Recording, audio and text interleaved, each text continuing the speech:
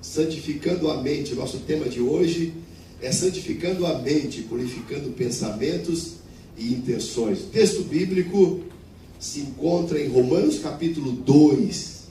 Romanos capítulo 2, a partir do verso 2, ou melhor, o verso 2 apenas, nós vamos ler, né? A minha voz está bem bacana hoje. Diz assim: e não sede conformados com este mundo, mas sede transformados pela renovação do vosso entendimento, para que experimenteis qual seja a boa, agradável e perfeita vontade de Deus. Amém? A gente podia ler juntos, né? Eu não sei se o Diogo vai conseguir colocar aí para nós. Capítulo 2, capítulo 12 de Romanos, no verso 2, Nova Almeida atualizada. Vamos ler juntos? Olha aí. O que diz ali? Vamos ler juntos. Diz assim: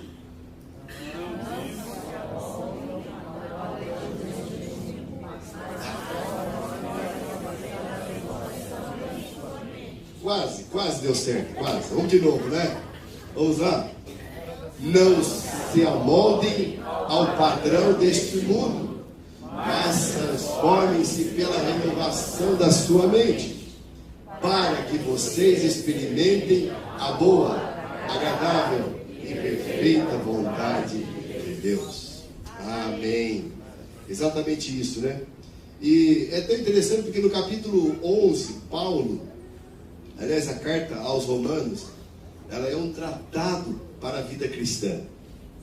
É um tratado, né, para a vida cristã.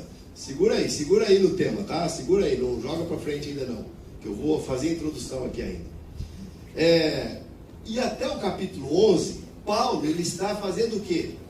Trazendo as doutrinas bíblicas, a teoria do que é uma vida cristã, do que é ser um cristão. Mas a partir do capítulo 12, Paulo deixa de trazer a teoria e ele começa agora a mostrar como deve ser na prática. Então até o capítulo 11 são muitas teorias, mas agora ele quer nos ensinar como nós podemos fazer, viver. Porque sabe, meus queridos, uma coisa é conhecermos a Bíblia. Eu conheci pessoas que diziam assim: olha, eu já li a Bíblia de capa a capa. Eu já li a Bíblia muitas vezes, né? Mas quando você olha para a vida da pessoa, não tem Bíblia. E às vezes, não é muitos, eu sei que aqui no Beraba não tem, mas tem muitos cristãos que às vezes têm isso também. Ele conhece muito bem a palavra de Deus para falar para você, para te dar uma dica, né? Mas a vida dele não tem nada daquilo que ele está tentando ensinar. E Paulo vai nos trazer, a partir do capítulo 12, como deve ser a prática da vida cristã, não é? Então ele traz aqui, a partir de agora, essa exposição para a exortação do ensinamento, não é? Aqui para o discipulado cristão, para a vida prática, como nós podemos viver. Quando a gente fala em santificação, nós batistas partimos do seguinte princípio: a salvação para nós, ela tem 5 fases, a salvação. Quando alguém recebe Jesus como Salvador, ela vai acontecer em 5 etapas. A primeira é a da conversão. Quando uma pessoa recebe Jesus como Salvador, há a conversão acompanhada do arrependimento. Quando alguém recebe Jesus como Salvador, e nós chamamos essa de metanoia, que é a mudança de mente. Então, quando a pessoa recebe Jesus, a primeira parte da salvação é o arrependimento, não é? Aonde a pessoa se converte, a conversão. Simultaneamente, acontece a regeneração daquela pessoa. Uma nova vida está sendo plantada ali, há uma regeneração. Ou seja, aquela pessoa já foi gerada uma vez, mas agora ela é gerada novamente. Ela é gerada no Espírito. E a terceira parte da salvação, que acontece concomitantemente com a regeneração, com a conversão, é a justificação. É o ato jurídico de Deus, quando Deus, então, através do sacrifício de Jesus Cristo, declara aquele pecador perdoado. Então, portanto, a salvação, ela vai acontecer nesses âmbitos. Então, nesses 3 primeiros momentos acontece a conversão, a regeneração e a justificação daquela pessoa, que é como se fosse um ato jurídico de Deus, dizendo: este pecador, este devedor, agora está justificado, ele não tem mais dívida, ele foi perdoado da sua culpa, ele agora é justificado, e a justificação acontece no sacrifício de Jesus Cristo. Quando Paulo, aos Colossenses, capítulo 2, vai dizer que havia um escrito de dívida contra nós, mas que Cristo lá na cruz, ele rasga esta promissória que estava em nosso desfavor. Ele diz: olha, está pago a dívida, né? É como se, eu sei que aqui pouca gente deve, né? Pouca gente deve aqui, né? A maioria tem dinheiro na conta sobrando, né? Uma bênção, né? Mas é como se aquela dívida que eu tenho, alguém chega, o Genivaldo chegasse e falasse: pastor, aquela dívida que você tem lá com o banco, eu acabei de pagar, né? Acabei de pagar aquela conta, você não deve mais. Então a justificação é isso. O Genivaldo foi lá no banco e justificou-me, pagando aquela conta. O sonho. É um sonho, né? Que a gente tem. Mas isso para ilustrar o que é justificação. Alguém pagou a conta por você. E então agora, na quarta parte da salvação, é o processo da santificação. Ou seja, eu já recebi Jesus como Salvador, já me arrependi dos pecados, já fui justificado pelo Senhor, tive a minha vida regenerada, e agora eu passo para o quarto processo da salvação, que é a santificação. E a santificação é um processo na nossa vida. Desde o momento que nós recebemos Jesus como Salvador, desde o momento que nós decidimos caminhar com o Senhor, a nossa vida, a partir daquele momento, passa pelo processo da santificação. É uma vida inteira buscando melhorar. O que é a santificação? É você buscando a vida toda ser mais parecido com o seu mestre. Nós, como discípulos do Senhor, precisamos ser parecidos com o mestre. E a santificação é esse processo de você buscar. E a quinta parte da salvação é a glorificação, né? Que é o momento que você partiu desta vida para outra, onde você terá o seu corpo glorificado e estará com o Senhor. Mas por enquanto estamos aqui, né? Então nós estamos ainda na santificação. A glorificação é só no dia final, não é? Eu já vi alguém dizer que, alguém disse: não, meu céu é uma bênção, mas ninguém quer morrer, né? Todo mundo quer ficar por aqui por enquanto, viver a vida, né? E esse é o processo. Então hoje eu quero falar um pouquinho sobre essa santificação. E nós vamos trabalhar aqui a santificação nos pensamentos. Vamos trabalhar da nossa mente, do nosso coração. Há um texto de João 17, no verso 17, que é a oração sacerdotal, que ele diz assim: santifica-os na verdade, a tua palavra é a verdade. E é tão interessante porque ele vai dizer: pois esta é a vontade de Deus, a vossa santificação. 1 Tessalonicenses capítulo 4, no verso 3. Hebreus ainda vai dizer: sem a santificação, ninguém verá o Senhor. É tão interessante a vida de santificação, porque a partir do momento que você recebeu Jesus como Salvador, as coisas vão acontecendo. Eu digo sempre: Jesus salva, mas não educa. E nós precisamos ser educados aonde? Na palavra de Deus. A santificação é buscar ser cada dia melhor. Ser cada dia melhor em casa, ser cada dia melhor no trabalho, ser melhor cada dia mais com a esposa, com o esposo, com os filhos, não é? Essa é a santificação. E nós precisamos buscar isso diariamente. É todo dia um pouquinho. É todo dia. Por isso é tão importante a meditação na palavra de Deus, né? A santificação é aquela operação espiritual que Deus faz em nós de forma interna. Eu digo sempre que a santificação é um processo na nossa vida que dependemos da ação do Espírito Santo. Mas ela precisa também da transpiração. É isso. A santificação não vem por osmose. A santificação depende do esforço de cada um de nós, de buscar ser melhor. Sabe naquele momento que você recebe aquela resposta atravessada? Aquele é o momento de exercitar a santificação. Porque qual que é a nossa vontade? Responder. Não é assim? Dar um retorno. Responder à altura. Mas a santificação vai nos trazer esse sentimento. Eu preciso pensar no que eu vou responder. E muitas vezes a resposta é só um Deus abençoe, né? É um Deus abençoe. Então a santificação é essa operação espiritual que o Espírito Santo faz em nós. Onde não há santificação da vida, não há uma fé real em Cristo. Não tem como alguém dizer que é um cristão genuíno, que tem uma fé real no Senhor, se ele não busca a santificação.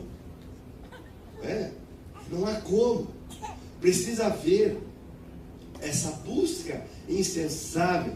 O Espírito Santo que habita em nós, ele não precisa de um quartinho para dormir no nosso coração, ou de forma ociosa na nossa alma. O Espírito Santo, ele quer trabalhar.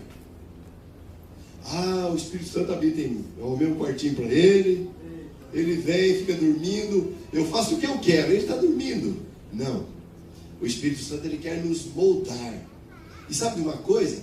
Uma das ações do Espírito Santo, diz lá em João, a partir do capítulo 14, 15, 16, que a ação do Espírito Santo é nos fazer lembrar de tudo aquilo que Jesus nos falou.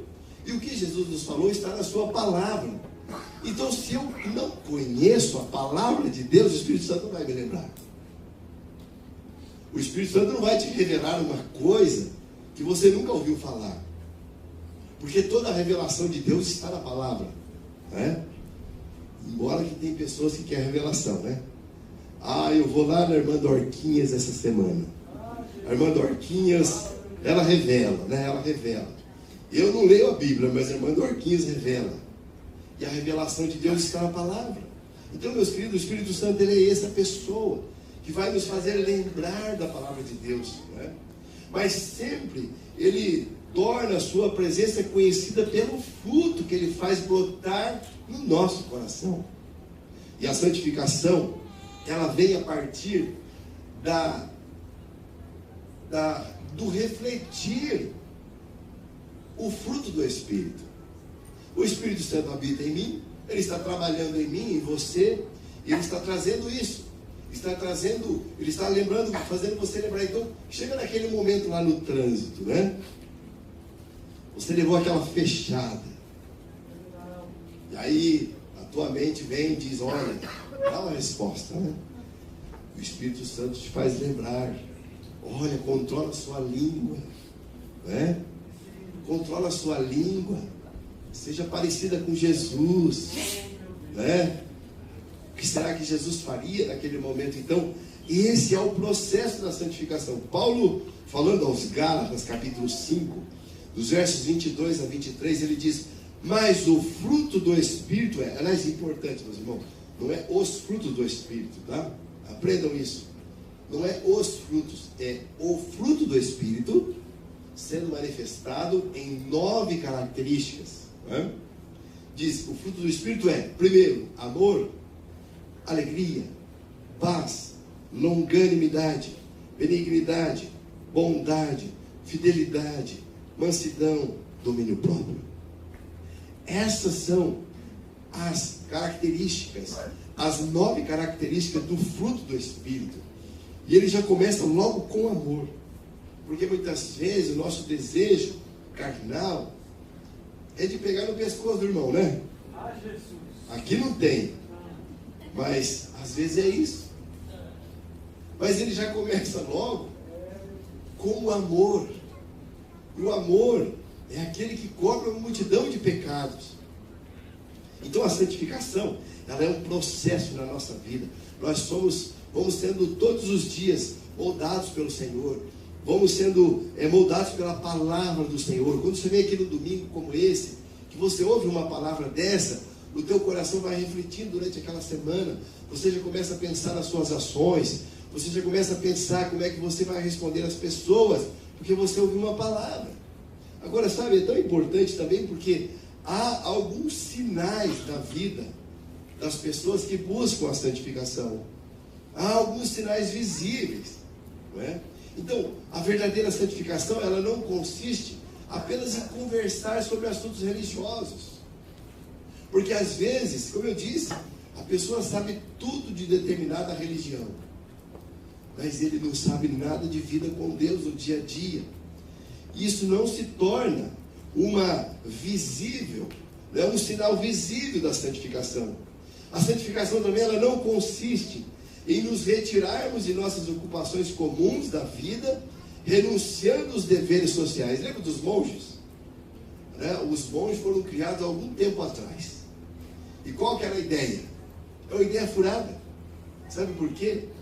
Vamos nos retirar, porque assim nós seremos santos. Não, a santificação é no mundo que você está, é onde você está vivendo, é no meio das pessoas, é comungando, é ali que você aprende a ser melhor, é ali que você aprende a tratar melhor as pessoas, não é?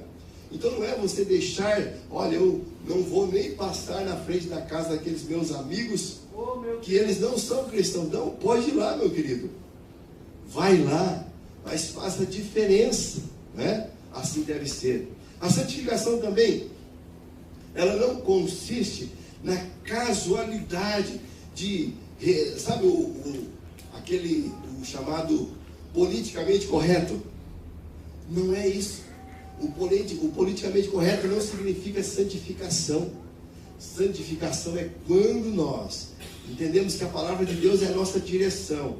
Porque o politicamente correto, muitas vezes, ele é contra a palavra de Deus. Você pode ver, se você for politicamente correto, você precisa ir contra a Bíblia. Você precisa ir a favor das novas ideologias, porque isso é o politicamente correto. Não é?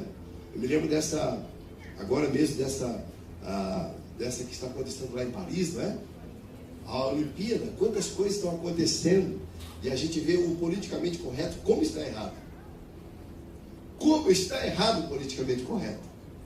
Quantas coisas acontecendo. Então, a santificação não é apenas viver o politicamente correto. A santificação genuína, ela se manifesta no respeito habitual à lei de Deus, bem como no esforço habitual por viver na obediência a ela como grande regra de fé e prática.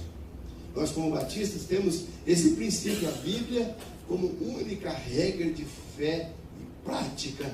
Como é importante buscarmos a santificação. Sabe, meus queridos, a santificação é algo que precisa ser vivido na nossa vida todos os dias. Qual é, então, a natureza prática da santificação? Não é? A santificação é o hábito de ter a mesma mente de Deus à medida que tomamos conhecimento da sua mente descrita nas Escrituras. Se alguém quer conhecer a mente de Deus, é muito simples. É apenas ler a palavra. Conhecendo a palavra de Deus, né? Assim, nós vamos ter um hábito de viver a santificação todos os dias. Um homem santo se esforçará para evitar todo pecado conhecido, observando cada mandamento revelado na palavra de Deus. Um homem ou uma mulher santos, eles esforçar-se-ão por ser semelhante ao Senhor Jesus. Essa é a visão. Jesus disse assim: eu sou a videira e vocês são os ramos. Então, na verdade, nós somos pequenos Jesus espalhados no mundo, porque nós somos da mesma raiz e nós precisamos refletir não é? Refletir como no espelho. Não é o refletir pensar, refletir como no espelho. Que você reflete a imagem daquele que o criou. Então, um homem e uma mulher santos, eles também seguirão a mansidão, a longanimidade. O que é a longanimidade? Quem lembra? A longanimidade é quando você consegue aturar, aguentar, talvez, né? Mas a palavra mais certa é suportar alguém insuportável. Ô, meu pai. Você já viu alguém insuportável? Tem gente que é insuportável. Mas a longanimidade é exatamente você conseguir suportar esse insuportável. É você ser longânimo, né? É você aguentar aquelas coisas, esperar mais um pouco, né? Eu vou aguentar mais um pouco. E a gente vai. A longanimidade é igual aqueles, a gente fazia lá na roça, né, Genival? Os estilinhos, né? E aquela borracha que esticava. Depois ela voltava para o lugar, mas ela esticava. Não é? Talvez a resiliência seja uma palavra próxima disso. A resiliência é como aquela borracha, que você estica aquela borracha. E ela vai no limite, e depois ela volta, não é? Ela volta no lugar. Então, um homem santo, uma mulher santa, seguirá o autocontrole e a abnegação. Esforçarão por modificar os desejos do corpo, crucificando a carne com seus afetos e paixões, controlando seus maus desejos, restringindo suas inclinações carnais, a fim de que, a algum tempo, venha deixá-lo em liberdade. É assim que a gente vence. É colocando diante do Senhor. Né? Um homem santo, uma mulher santa, eles seguirão o amor e a fraternidade. Eles se empenharão por observar a regra áurea e fazer os homens viver aquilo que a Bíblia ensina. Isso é viver a santificação. Um homem ou uma mulher santo, eles seguirão o espírito da misericórdia, da benevolência para com o próximo. Não ficará ocioso o dia inteiro, não é? Meu Deus do céu, tem gente que consegue ficar ocioso o dia inteiro.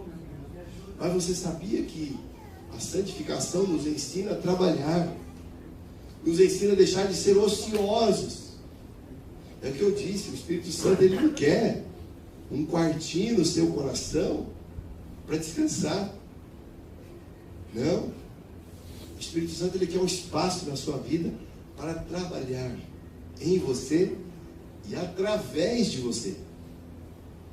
Porque quando nós vivemos a santificação diária, o Espírito Santo está em nós, trabalhando em nós, mudando as nossas características pecaminosas, mudando a nossa forma de ser, trazendo-nos para aquela imagem pela qual fomos criados, que é a imagem de Deus. Mas não somente isso, Ele quer também trabalhar através de nós. Então não adianta eu ser um monge. Estou sendo aqui mudado, mas não tem ação nenhuma.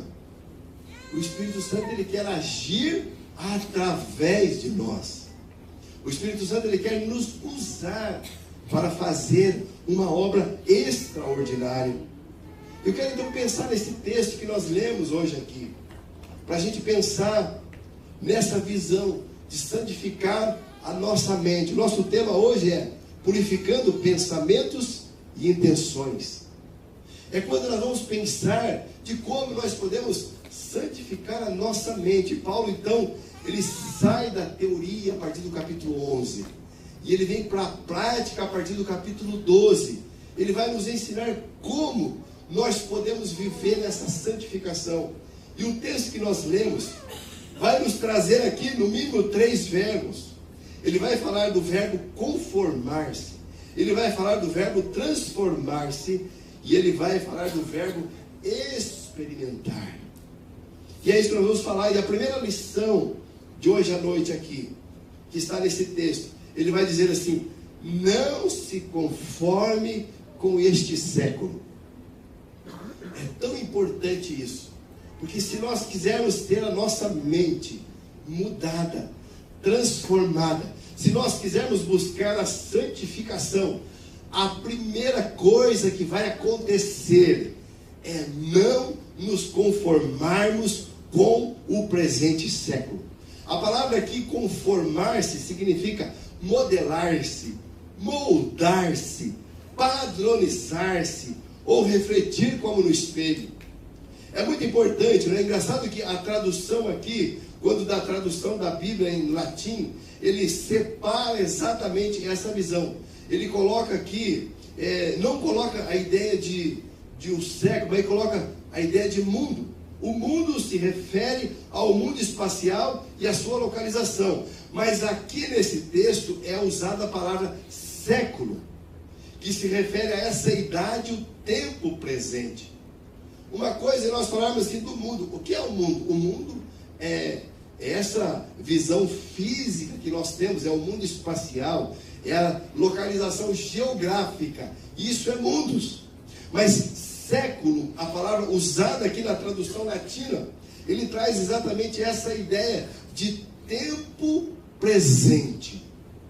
Ou seja, século, é o cosmo que nós estamos vivendo hoje, não é? Engraçado que quando a gente olha lá para o Gênesis, a gente vai ver que Deus criou o mundo, criou todas as coisas, e diz que era bom, não é? Era bom. O texto de Gênesis 1:31 diz: e viu Deus quanto tinha feito, tudo quanto tinha feito, e eis que era muito bom, e foi a tarde e a manhã do sexto dia. É tão interessante porque o mundo que Deus criou, Ele criou na melhor maneira possível, mas as coisas foram mudando, e nós estamos vivendo essa idade, esta era do século 21, e quando nós olhamos para a era que nós estamos vivendo, quanta coisa está contrária à palavra de Deus. Mas sabe o nosso problema? É que muitas vezes nós temos nos conformado com aquilo que nós estamos vivendo. E se nós quisermos uma mente transformada, uma santificação na nossa mente, a primeira coisa é: não se conforme com este século, não se conforme com esta era, não se conforme com o politicamente correto deste século. A palavra de Deus vai dizer que o Deus deste século, Ele criou, Ele criou um escurecimento na mente das pessoas. 2 Coríntios capítulo 4, no verso 4 diz assim: nos quais o Deus deste século cegou o entendimento dos incrédulos, para que não lhes resplandeça a luz do evangelho da glória que é a imagem de Deus. Sabe, meus queridos, nós estamos vivendo nesse tempo. O ser humano está obcecado, tentando buscar o sentido da vida nas satisfações, nas pulsões, em tantas coisas. Pode ver que é aquela correria desenfreada, não é assim? Aquela busca pelo dinheiro, a corrida pelo lucro, está sempre em primeiro lugar na vida de quase todos nós. Quando buscamos alguma coisa, buscamos alguma vantagem, queremos ser reconhecidos, queremos tantas coisas, mas sabe, essa é a visão deste século, esta é a visão deste tempo.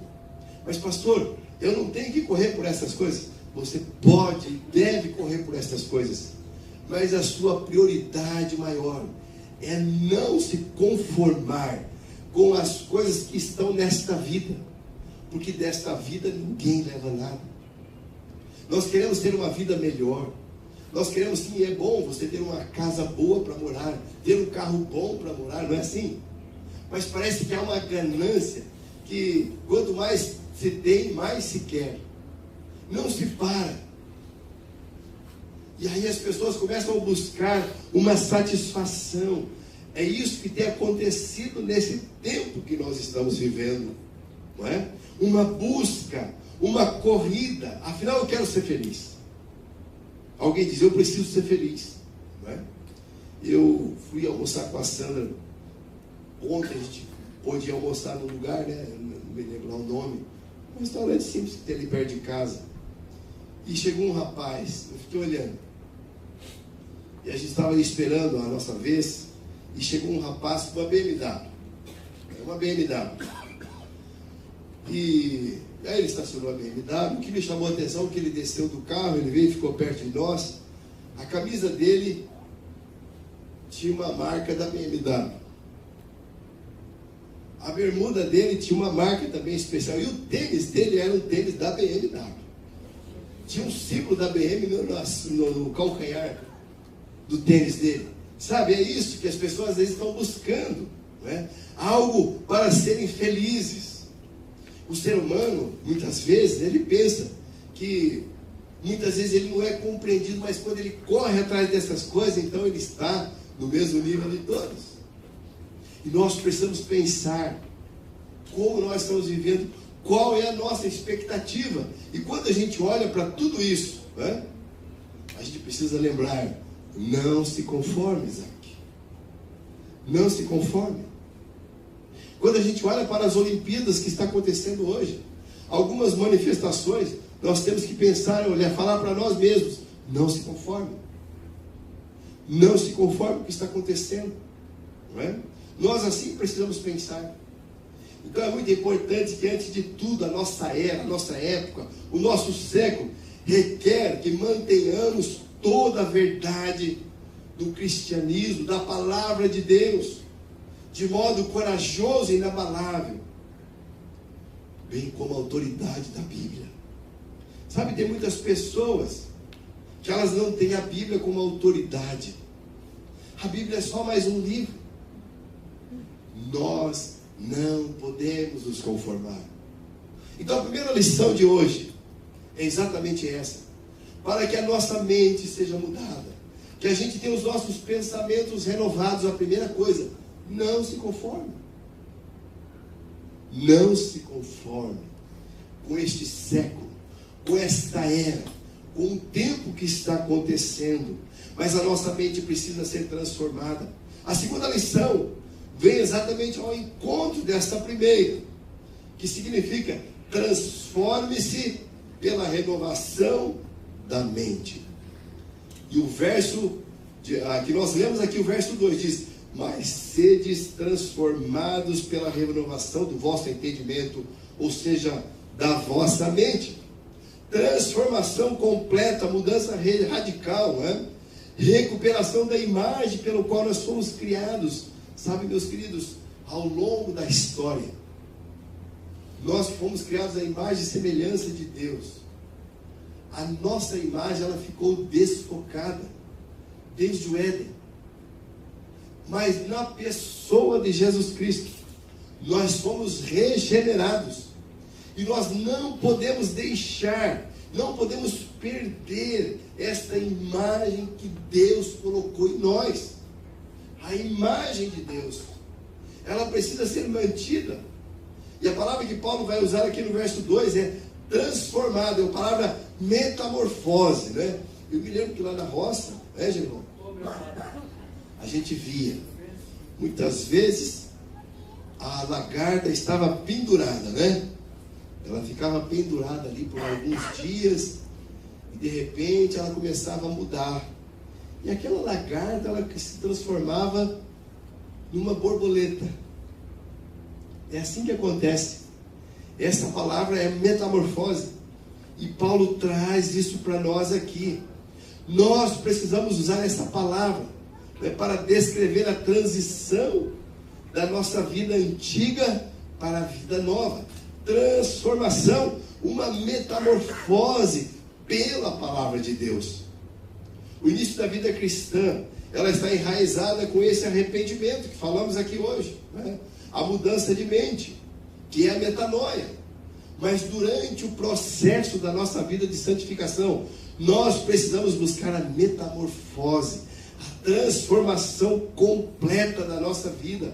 Trata-se de um agir no sentido de deixarmos algo acontecer em nós. É a gente se colocar diante de Deus e falar: Deus, eu preciso ser transformado. A minha mente precisa mudar. Eu tenho pensado muitas coisas que são contrárias à tua palavra. Eu tenho pensado coisas que não estão na tua palavra. Eu tenho pensado coisas que é politicamente correto, mas é contrário à tua palavra.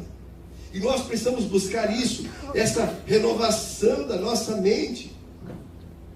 É a nova criação que precisa ser experimentada todos os dias. Irmãos, como eu disse, a santificação ela é um processo. É todo dia você buscar na palavra de Deus a mudança de mente. Precisamos todos os dias. É a nova existência. E é muito importante você entender uma coisa. Essa nova vida, essa nova existência, não existe um estoque de nova vida, nova existência. Você precisa buscar todos os dias. Já recebi Jesus como Salvador. Qualquer coisa, eu vou ali na prateleira e pego a mudança. Não. É a mudança diária. É do pensamento. Sabe? Nós precisamos buscar essa nossa era. Ela requer que nós tenhamos uma visão distinta e resoluta das doutrinas cristãs. Tem que estar claro na nossa mente o que é a palavra de Deus e o que não é. E sabe que eu fico impressionado? Que no Uberaba não tem. Mas tem crente que está com dúvida ainda. Tem dúvida sobre determinadas coisas que estão acontecendo. Tem dúvida. Mas a palavra de Deus está clara. A nossa era, o nosso século, requer de nós uma percepção aguçada e mais intensa a respeito do caráter antibíblico e destruidor que há no mundo atual. Irmãos, há no mundo atual um movimento antibíblico, destruidor do que é o caráter de Deus a ser refletido através de nós. Está estampado em todos os lugares. A nossa mente, ela precisa ser renovada. O texto de Filipenses capítulo 4, verso 8 diz: finalmente, irmãos, tudo que é verdadeiro, tudo que é respeitável, ou seja, digno de honra e decente, né? Tudo que é justo, tudo que é puro, tudo que é amável, tudo que é de boa fama, quer dizer agradável e gracioso, se há alguma virtude, se há algum louvor, seja isto que ocupe o vosso pensamento. Ele está dizendo: pensai, examinai cuidadosamente, considerai essas coisas, fixai as vossas mentes nessas coisas que são puras, que são verdadeiras, que são amáveis, aquilo que está na palavra de Deus que é justo. Ali deve estar a nossa mente. Sabe, há pessoas que colocam a culpa nos filhos, no marido, na esposa, por sua infelicidade. Sabe, se muitas vezes eles ficassem atentos, não é? Aquilo que está acontecendo na sua mente, no seu coração. Nós precisamos encarar a verdade, meus queridos, que nenhuma dessas coisas nos torna infeliz. Não é o filho que vai te tornar infeliz, não é a tua esposa, não é o teu esposo. Sabe o que te torna feliz? O teu pensamento. É o que você pensa. Nós somos muito do que pensamos. Nós somos o que pensamos. E às vezes nós ficamos: porque a minha esposa, porque os meus filhos. Mas sabe, tenha pensamento de alegria no coração. Você tem que olhar para a palavra de Deus e dizer: eu sou feliz, eu sou filho de Deus, eu sou amado de Deus. Não é o meu marido, não é a minha esposa que vai me fazer feliz. Não é. É o que nós pensamos. Talvez a tua esposa tenha algum pensamento ruim sobre você. Mas e você? Qual é o pensamento que você tem de você mesmo? Meu Deus. Tem uns que exageram, né? Acha que é muito bonito. Rosângela? Às vezes o cara não está tão bonito assim, né? Mas ele acha que ele está, né? Acho que está muito bonito, né? Mas sabe, são os nossos pensamentos que nos fazem felizes. Quando a nossa mente está subordinada à vontade de Deus. Irmãos, coloque isso no seu coração. Paulo aos Filipenses ensina: gente, o que é que você deve pensar? Pensa no que é verdadeiro. Pensa no que é respeitável. Pensa no que é justo. Pensa no que é puro. Pensa no que é amável. Pensa no que é de boa fama. É nisso que deve estar a nossa mente. Mas às vezes a nossa mente está naquilo que alguém falou pra gente, né? Às vezes a esposa deu uma resposta atravessada, o esposo, e a gente já fica com aquele bico, parece bico de elefante, né? Elefante não tem bico, né? Mas, sabe, é tão importante a gente pensar nessas coisas. A minha pergunta hoje à noite é: você tem pensado sobre o que você tem pensado nos últimos dias? Eu vou melhorar, que então a redundância é estranha, né? Você tem parado para pensar nas coisas que têm ocupado a tua mente? Acho que melhorou, né? Você tem parado para pensar? O que tem ocupado a minha mente nos últimos dias? Precisa parar para pensar. Precisa parar para olhar, né? O que temos pensado? O que nós temos pensado? A terceira lição aqui, o último, fala sobre experimentar a vontade de Deus. Meus queridos, não tem como eu viver a vontade de Deus com uma mente totalmente deturpada da palavra de Deus. Você sabe por que muitas pessoas estão batendo cabeça? Porque não vai buscar a santidade e a vontade de Deus em primeiro lugar. Aqui vai dizer, né? Experimente a vontade de Deus. Então, em primeiro lugar, você não se conforma. Segundo, você busca a renovação da mente. Mas para quê? Tem um propósito isso. Viver a vontade de Deus.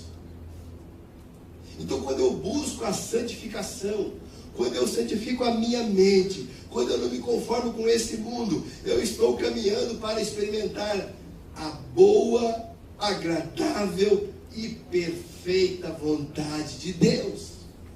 É isso que está no verso 2. Para que experimenteis.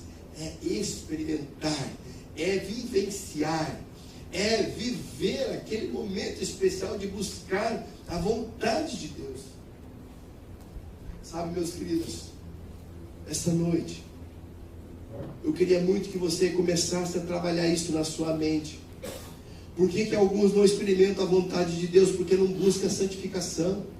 Olha, eu quero um casamento abençoado, mas vive uma vida promíscua, não vive a santidade. O que vai encontrar? Um casamento atravessado. Olha, eu quero ter um namoro abençoado, eu quero encontrar alguém, ou eu quero então, eu quero ter um trabalho abençoado. Mas quando você está lá no trabalho, você não santifica o seu trabalho. Você é um péssimo funcionário. Ah, pastor, está uma luta lá no meu trabalho, uma perseguição. Perseguição, meu irmão, porque você está chegando atrasado.